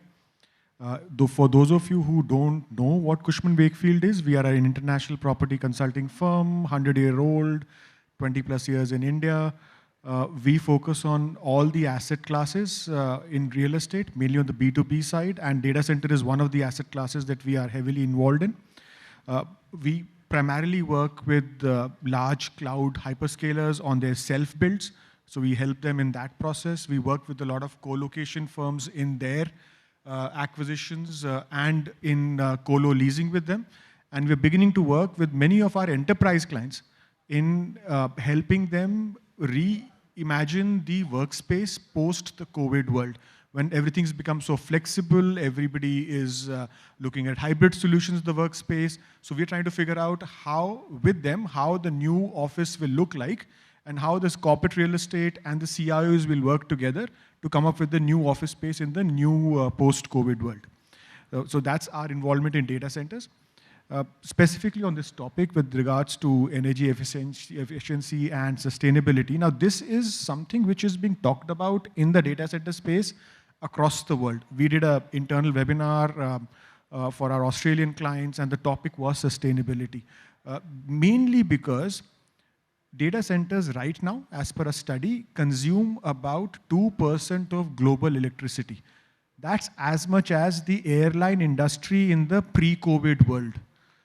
This is now. And we know that the expansion of data centers is taking place across the world, which means this percentage will further increase. So there is, thankfully, very clear awareness in the industry across the world that sustainability is not something which will be forced upon them. They are very open, keen on new technologies. And it's no longer about buying carbon credits. They're very clear, right from the design to how the materials are being sourced, to how the entire ESG is taken care of, not just sustainability, is something which is inbuilt. and everybody's ingraining themselves in their entire processes across the world. So what Rohan said is correct, and that is thankfully true for the entire industry. Sustainability is more and more upfront and priority than being just one tick in the box. We'll probably discuss more during the course, and I'll let the introductions continue, but there are more and more interesting ideas that would like to share during the chat today. Thank you, Mr. Vivek. So very good evening to everyone. So my name is Srisha. I head the digital solutions for Eaton Corporation. So just to introduce Eaton, we are a global power management company around 100 years old, and we operate in more than 175 countries. What's unique about Eaton, and in some ways, I feel that Eaton also shoulders the responsibility of taking this industry to a more sustainable future, is that our solutions spread across right from the distribution companies down to even the consumers of data centers. So in a way, we are there in the entire value chain, and we are able to contribute in making this entire industry more sustainable. So with this particular topic, if you think energy efficiency is actually a very mature topic in data centers. For decades, data centers have continuously innovated their systems, their practices, and even people capability skills to have that razor sharp focus on the cost. And energy is one of the highest costs, one of significant costs in the data center operation. What has changed is definitely the sustainability part of it. And my thoughts on this is some of the headwinds in this industry is actually going to push us more towards the sustainability part. For example, currently with the supply chain situation, project lead times are very high. So what this eventually will mean is that customers will have more digital tools involved. They will try to extract more out of their existing infrastructure. This is especially true in the enterprise data center space, where they have their own data center. They want to get the maximum out of it. So that will definitely push boundaries and drive the energy efficiency. The second more headwind, or I would say the thing that is happening, is drive towards edge locations, right? And as these organizations start moving out of a central data centers to say 30 sites or 50 sites, monitoring and management, doesn't rise linearly. It rises, exponentially. So there would be new innovations, new tools again deployed in developing contextual visibility across remote sites, and there is a lot of development happening around automated resiliency within a network of edge data centers. And when you go into more into automated resiliency more, then you can really optimize the operations to an extent, and that will make it more push the energy efficiency boundary. And third is around, it's a very exciting time in the sustainability side, because a lot of rapid technology changes are happening around energy storage, around microgrids, and a lot of other solutions which are giving more options to the customer in terms of their energy mix and how they can optimize it. For example, vehicle to grid is one of the solutions which are coming, which it talks about using electric vehicles to power up a peak demand. So a lot of exciting times, and I think it's great that the industry takes this topic very seriously, and I think we will lead the pack in terms of the industries which make a move towards sustainability. I agree with you. Thanks, Mr. Srisha. Mr. Bhargav, if you could. Yeah, hello everyone. It's been a pleasure to be part of this panel discussion. Well, I am Bhargav Das. I lead the digital marketing team in SciFuture. So prior to SciFuture, I worked with companies like Schneider Electric, Cognizant, and Havels. So, I would just like to start with a personal experience, actually. I was in Turkey last week, and the first thing which I did when I entered the airport was to buy an internet pack. And that has helped me, travel across, 7 different cities and covering 1,000 kilometers using Google Maps. So there was nothing, there was no guidance. It was only Google Maps. And then, in Turkey, people talk only Turkish. So I used Google Translator to communicate with them. So, and also I was communicating with ASSOCHAM through WhatsApp. It's all happening, on the cloud. So that's the importance of internet and cloud in today's world. And if you see in a minute on the internet, if you say, there are 6 million Google searches, 15 million instant messages being sent, then 300 USD of business being done on Amazon, and so on, right? We can keep going on. So all in all, in a day, there is 2.5 quintillion bytes of data being produced in a day. That is like 2.5 followed by 18 zeros. That's a huge data. And all these data are, they're either stored or coming from some servers, sitting in some data centers in some part of the world, right? So that's the kind of data volume which we are talking. And as Vivek has already pointed out, this industry is very energy intensive. And 2% of the electricity, world's electricity has been consumed by data centers. And equally 2% of carbon dioxide, carbon emissions, is being sent back to the environment. So it's high time that we take actions. And sustainability, I think, is non-negotiable. And this is high time that the entire industry come together and talk about sustainability. And that's what I think. Yep, thank you. I agree. Sustainability is not an option anymore. It's a mandate. So thank you, Mr. Bhargav. Over to you, sir. Thank you. So I'm Kushagra Nandan. I am founder and managing director of SunSource Energy. We are in the business of providing sustainability solutions to industry out here, to data centers. So SunSource last year, we did a transaction. We became part of a 125-year-old Dutch group called SHV Energy, and they took a majority control. And that was a fundamental choice for us because what we see is being part of a strategic, which is 125-year-old, we can provide solutions to our clients, and we can, with a long-term view in that aspect. So we focus on providing renewable energy, basically solar solutions through either open access, rooftop, with energy as a service type model. And we operate in multiple states across India. And so we are headquartered out of Noida, and we are working with multiple countries across different sectors to provide solutions which drive basically sustainability. And being part of a 125-year-old group, so it also gives us a flexibility to provide certain solutions and also experiment with certain thought processes, which we think we are providing a niche solutions to the industry. So, thank you. Thank you so much.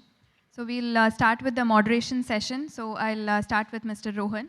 So we know that YOTA is quite new and they are 3 years into operations. So we just wanted to know your perspective as to what is your organization's top priority in designing and building the next resilient data center. So, as you told, we are operations, we were formed 3 years ago. We are operations since last 2 years. So in the data centers, there are now 2 data centers that we have already, designed and constructed. So the main thing, that now, as we all, the panelists also discussed over here, now is in terms of the, one is that the power resiliency in terms of, while the customers that are there, when we design a data center park, it is more that the reliable power has to be there. So, your outages, which are, majorly, you can say, should not be a part of the data center, and that leads to, major fuel, you can say consumption and the generator sets, the equipments. So the stronger or the more reliable the power, your design in terms of, if you're taking it from 2 different grids and if you're having an in-house kind of a substation. So whether it is our Navi Mumbai data center campus or the one that we are coming up in Noida, we have a 220 kV or 110 kV lines that from two different substations, reliability grid, national grid. That is, we are stepping it down to right up to the 11 kV level and getting it into our data center. So the main thing is the stronger or the more reliable your power is, that naturally or basically it has directly effect on your the footprint that you have. The other thing is about the cooling, the adiabatic cooling. So instead of just going with water-cooled chillers or water towers, to make sure that water is a scarcity. So our cooling mechanism is, we have now based it on air-cooled chillers. So the consumption of water and everything is less. The PUE standards are designed PUE so that we, the temperatures and everything in our server halls, while there are customers who require, stringent temperatures and everything, but the main standard is we try and design it up to, 1.35, 1.4, so that the cooling requirement on a general in your data center is, the energy is taken care and your cooling requirement is quite low. So when you design, the advantage that we have is when you design it on a mass scale, you have like 150 megawatts and a single building of say 25, 30 megawatts IT load. So the designing scale is such that all these efficiencies of cooling, of power, even the solar power, the kind of, we have a land that we have identified, or, whether it is in Uttar Pradesh or in Maharashtra, wherein for all this entire 40, 50 megawatt load that, we will be using in a data center, once the load gets, you can say, the customers come in and we reach a certain, threshold of say 10, 15 megawatts. So we have identified land wherein, we can do solar banking, we can have our own solar farm, and we can generate up to say 40 to 50 megawatts of, solar power, which, as we again, discussed, that green power is the, need of the hour. And once we have so that, and due to these various data center policies by state government, which encourage, the power banking and reduced wheeling charges, subsidies to be given to this data center players. So that again helps acts as a commercial incentive to us, because power is one of the major components, cost components in running a data center. And it also meets our customer requirements in terms of, because they also demand a certain level of, as we discussed, that a minimum carbon footprint or, a minimum percentage of green power is what the customers also require. So overall, in terms of more efficient design, in terms of the materials that we use, or in terms of the reliability that we have in our data centers, and having a backup or having a, a green power solution for each and every data center that, we'll be coming, like we did for Navi Mumbai, like we are doing for Noida. And in future, as and how we keep on growing, pan-India, having say a green solar power or a wind-based power solution, or a gas-based power solution, that is a strategy that we have adopted so far, and we'll, keep it, going forward. Thanks for that, Rohan. My next question would be for Mr. Kushagra. So we know that the government has now taken another step with respect to the, the Green Open Access Rule 2022, where we talk about limiting the, load requirement or simplifying the process approvals. So how do you think that this has actually impacted your kind of a sector? It's definitely a very positive step. The notifications are still to come, but the process has already started, with government already asking POSOCO to start working on the details. But what we see is, as the states starts adopting, adopting these new rules, what we see is not only the load currently for open access you can only go when you have megawatt or plus of a load requirement, but this threshold is getting reduced. So this will open up many opportunities. Plus there is a 15-day window which should open up, but we have to see the details how they come out. Where what will happen is, if you apply for a project, if it doesn't get approved in a stipulated time, it becomes an auto-approved project. So it will help expedite the process and the deployment aspects. So these rules are very, very important for scaling up the industry. When we see there is a lot of demand which is coming in, and plus what we also see is, in addition to these rules, we have to also clearly watch out how the states adopt it. But there is other view which is also there if the new Electricity Act comes in, which is still in the Parliament as a draft. If those gets adopted, then what we will see is even a further expansion of the industry. Okay, just a follow-up question on that. So what other policy changes do you think that would be required from the government perspective? Any inputs on that? See, so at the end of the day, electricity is a concurrent subject, both central as well as state. So so central, definitely there is a lot of push, but when it comes to the state, certain states have taken a leadership role, and certain states are starting to follow that, right?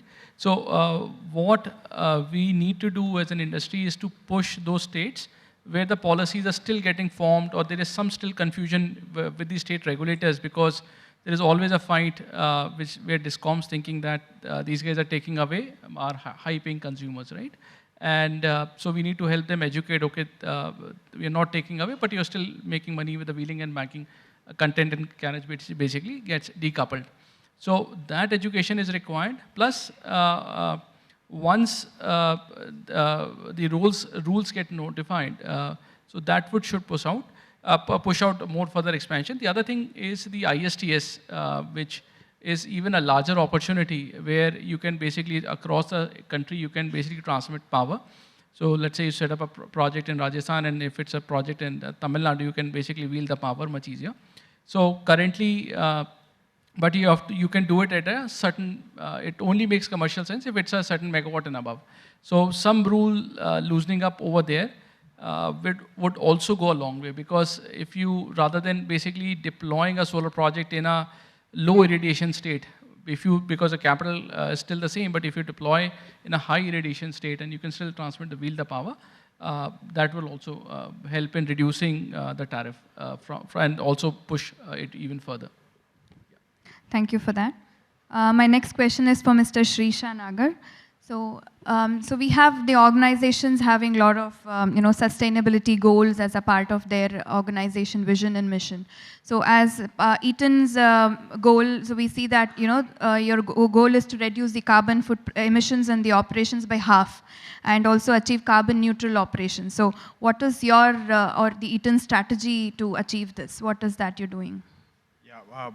So Eaton has actually been in the forefront, picking these targets, and actually we have picked 3 targets. So we are following the science-based targets approach, and one is we want to reduce carbon emission by 50%, by 2030 compared to the 2018 baseline. Second is, again, we want to be carbon neutral by 2030.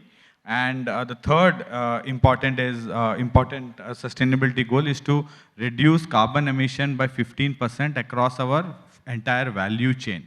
That's upstream as well as downstream, or suppliers as well as customers. So and we are doing this in a couple of ways. So one is plain simple, we are being very energy efficient. So across the organization, I believe that we have got more than 70 factories across the globe. That number may be wrong, but somewhere there. We are rolling out Industry 4.0 initiatives there. And as of now, from 2018, we have already achieved 18% reduction in carbon emissions, and I believe we will be on track to achieve that 50% goal. With respect to being carbon neutral, the approach is definitely more on-site generation of renewable, or purchasing renewable power, and maybe buying some carbon offset where necessary. The second thing that we are doing is actually reducing our operational footprint. So what we have decided is to get 100% of our locations to be zero wastage to landfill, and 10% of our manufacturing plants to be zero water discharge. And here, actually, if you look, our India plant in Pondicherry is already certified to be zero water discharge. So we are, in fact, leading the world, in all the factories in Eaton by already achieving that certification. And third and the most important, I feel, and it's also going to be very important in future from a competitive advantage point of view as well, is that we have decided to invest more than $3 billion over the next 10 years in developing sustainable products. And this is very important because, as this sustainability dates, the people have volunteered with dates by which they will achieve target, the consumers will become more conscious about which suppliers they are going to be partnering with. So they would want a partner who will give them more scope 3 emission reductions. And that is why this investment is very important for us and as well as, for the planet as well. So one very interesting concept there is what we call it as product stewardship. So across our 6 innovation centers, around 10,000 engineers, whenever there is a design phase, they fill something called as a positive impact framework assessment. So they have in that document across 6 dimensions of sustainability, where they have to tell why their new design is better than what was happening currently. So for example, it covers things such as, does it use more recycled materials? Is the manufacturing process more efficient? Is the product designed so that it can be refurbished? So these are all, things that allow us to reduce, our environmental impact across the value chain, because we give that to we pass that benefit on to our customers as well in terms of, the reduction. Thank you. Quite impressive numbers. So my next question would be to Mr. Vivek. So how do you see the growth opportunities in the tier 2, tier 3? I think this was discussed in the previous panels also, but in specific, what are the challenges and the opportunities that you see with respect to the, establishing green and sustainable data centers in such places? Yeah, so to start with, yes, they will be focused that will move towards tier 2. Tier 3 probably still takes some time, but there is so much more capacity building that is required in tier 1 that tier 1 will continue full steam ahead. Tier 2 will beginning to see action hopefully in 2022. And it's going to take several years before we see real formidable footprint of data center operators in tier 2 locations. Now, sustainability challenges in tier 2 will be not much different from challenges that we see in the larger cities. Thankfully, India already, in terms of getting green power, is already a world leader. So if we include hydro as renewable, 40% of our total power generation is renewable. And the government continues to invest more and more in the renewable power. With the national grid being in picture and new players investing more and more in the green power, we would see that availability there even in the tier 2 locations. And most of the tier 2 in the phase 1 will be state capitals, which are fairly mature in terms of other infrastructure. The interesting thing is, because of the awareness, every data center firm who will move into tier 2 will carry the learnings from tier 1 and move in there. So everything that gets built, for example, by Yotta in Lucknow, for example, will end up being learning from the best practices in tier 1 locations of their existing facilities in Noida and Panvel, and they'll probably push the envelope when they go to tier 2. So the challenges are no different in tier 2. I don't think tier 3 cities are on the map, irrespective of whatever people would have said in previous sessions. And tier 1 will see action minimum for the next 5 years. And I think that's where most of us should be focusing on energy on. We are about 900 megawatt of colo operational capacity. As per our latest research, about 1.4 gigawatt of fresh development is under construction. All of that is in tier 1. So we are tripling our capacity in the next 5 odd years if all the plans, sanctions, and approvals come into place. And the focus should remain, for now, definitely on tier 1. Thank you for that, Mr. Vivek. My next question would be to Bhargav Das. So this is about the e-waste. So every year we see that there are a lot of e-waste that are being generated and that gets collected and is a massive environmental problem. So as Rohan was also speaking about, the choice of the cooling technology, it will greatly impact how we are going to reduce this. So can you let us know your thoughts about that? What are the new cooling methods that the such industries can take up?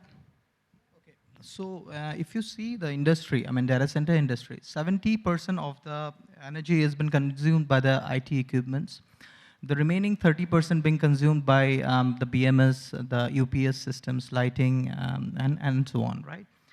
So here, the moment you integrate all of these systems, as I was part of Schneider, and we always have been telling that, the moment you integrate these systems, and in India, a lot of the data centers, primarily tier 2, tier 3, the systems are all working in silos. So you have a different HVAC system running, you have the lighting system running, you have different systems, UPS systems running, but they're not talking to each other. So that's where, there's a huge scope where when the moment they start talking to each other, there can be a lot of energy saving. At the same time, there are a lot of improvements in technology, and also in terms of cooling technology, we have been using chiller-based cooling, and also for the racks, we use fans and inbuilt cooling systems to neutralize the racks. But having said that, you have new technologies like liquid cooling systems. So with those technologies, with those technologies, I think a lot of efficiency can be achieved, and we can move towards more sustainable data centers. Thank you so much. This is from Mr. Kushagra again. So can a change in the supply chain management reduce the data center carbon footprint? So what are your thoughts about this? I think it's a good question. So we already see, and we work across multiple industries, right? From FMCG to logistics, now with few data center clients as well. And in fact, at Sunsource and SHV level as well. So we hear that a lot of boardroom conversations now are about net zero, right? What is the carbon neutrality? And the shareholders are demanding for it. The board is now starting to hear about it, and they're starting to ask the management what are the achievable goals, right? And how they're changing their supply chain strategies. So we work with multiple now multinational companies who are sourcing from India. They may not have their factories here, but they have OEMs here. And these are global brands, right? Clothing brands, different electronics as well. And they are actually putting us in touch with their suppliers in India and to help them go solar so that not only their OEM is basically, or manufacturer is saving money by going solar or going sustainable, but also reduction in carbon footprint. So, and which is getting accounted for at the corporate goals as well. So we're seeing these lot of supply chain discussions are starting to happen. How about outsourcing clean energy? How about what are the other things which can be done? So for example, we have a sister company which SHV acquired last year out of Ireland, which does energy efficiency. So we are now working with them, and their expertise is in energy efficiency in different manufacturing and also IT industries. So we're trying to take those learnings also and incorporate with some of our clients here in India so that we can be part of the solution going in, right? How you design the system, and then eventually how you're sourcing your power. So which actually is also helping the companies to attract more better clients and also showcase their competitive edge. So we see that that is a new mantra, and this is going to stay. And not only reduce the carbon, but also reduce the energy cost outflow as well. Thank you for that. Rohan, one question for you was, what are some of the practical challenges that you think are there that you probably faced during the initial phase of establishing such massive data centers, which require a lot of power?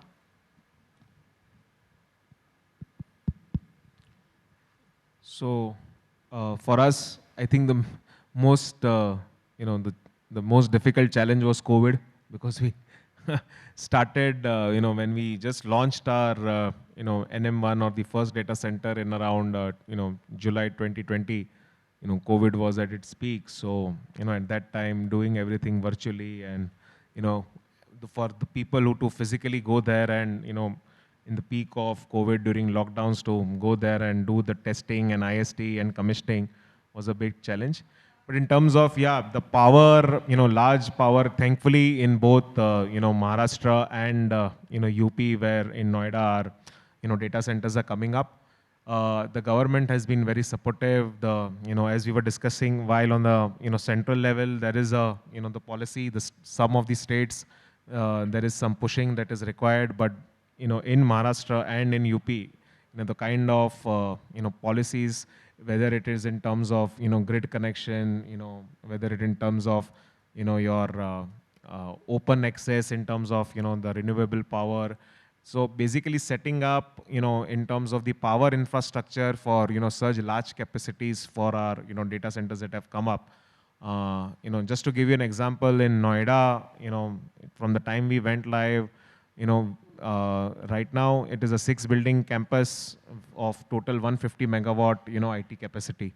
So we require a, 220 kV substation, which will be there, inside our, the 20 acres campus.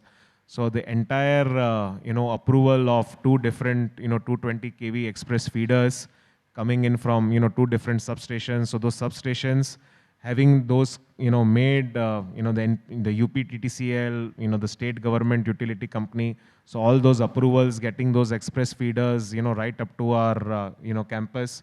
So the entire, the way the government has been supportive and the way they have, understood our requirements and helped us, execute that. We have been very, you can say, lucky in that kind of sense. We have, the collaboration has been great.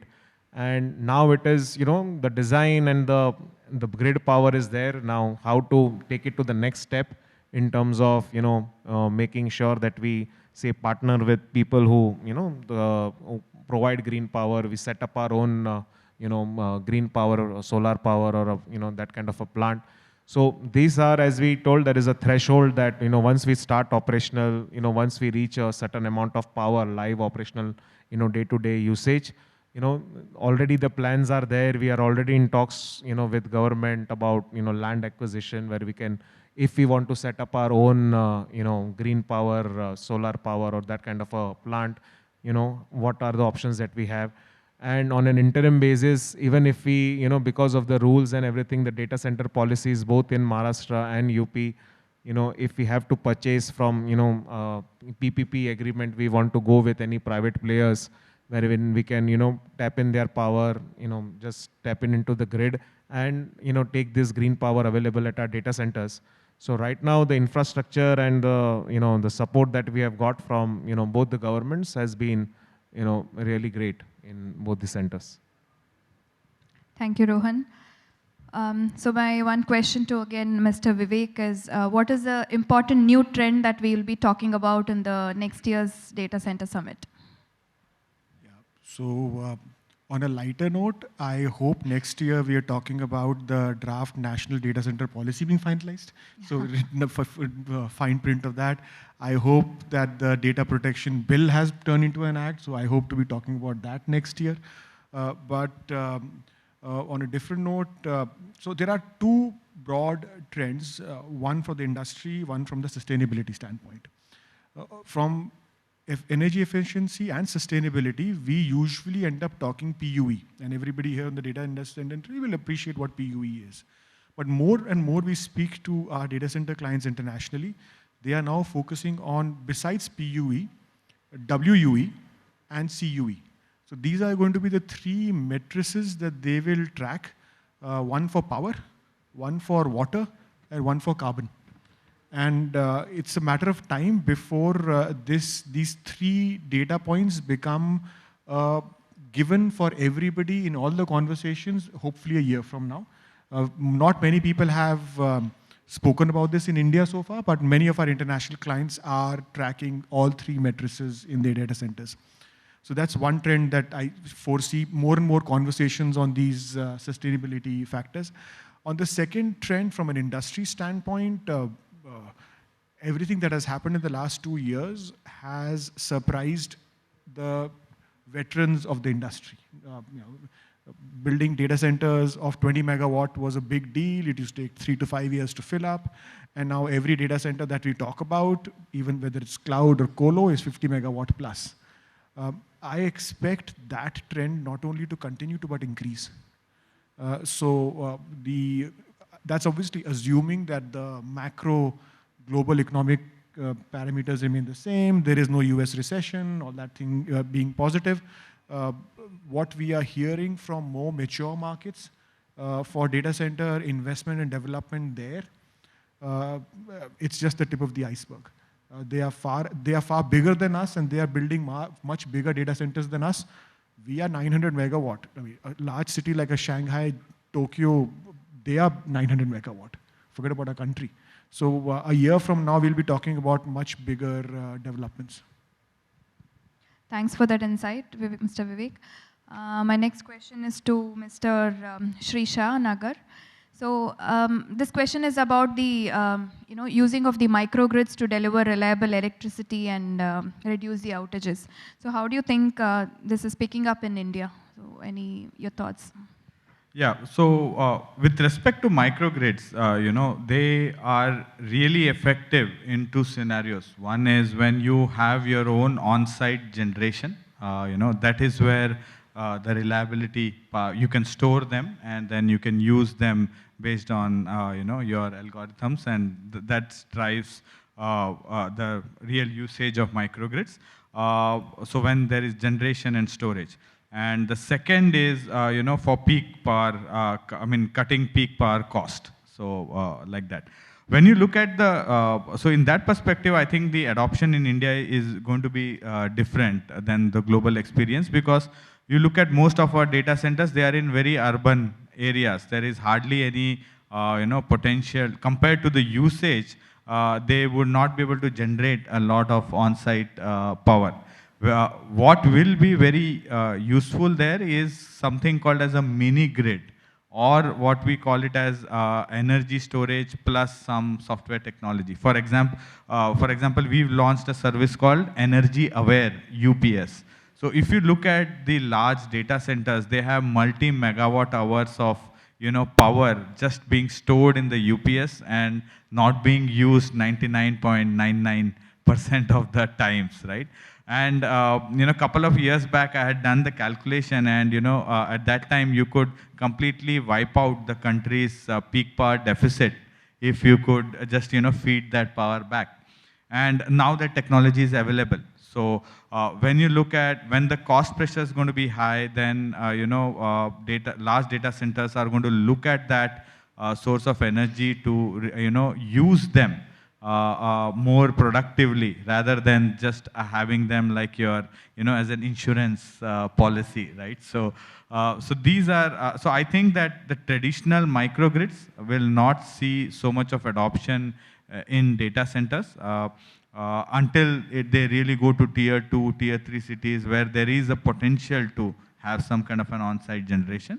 But definitely mini grids and other technology which will link up energy storage and multiple different feeder lines, for example, and automating resiliency in that. So those kind of miniaturized microgrids will see more adoption in India. All right, thank you so much. And I think with this, we will be wrapping up this session. I really thank the panelists for really fascinating insights, and I think there are a lot of key takeaways that I've been taking, and I'm sure that is the same for the audience here. Thank you so much.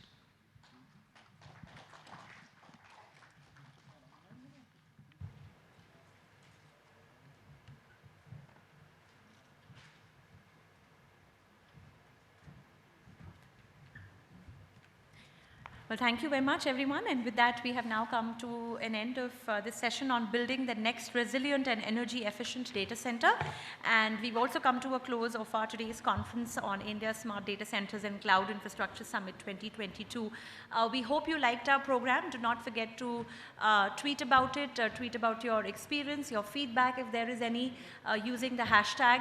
And it's right there. And you can tag us at the ASSOCHAM handle while sharing your feedback on social media. Thank you for joining us today, and a cup of tea is ready now. Please join us for some tea. We wish you a pleasant evening. Thank you.